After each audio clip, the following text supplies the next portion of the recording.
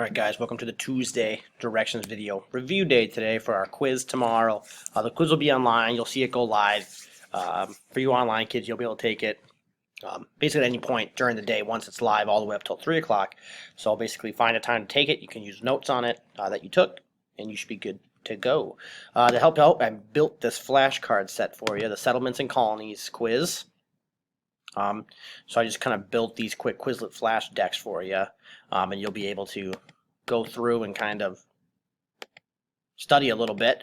For the kids in class, we're going to be kind of working with a couple of games with these, but for you people at home, just go through the flashcards, go through your notes, organize your notes so you know where everything is, so you're not wasting time when taking the quiz. But that's it. We're just reviewing today.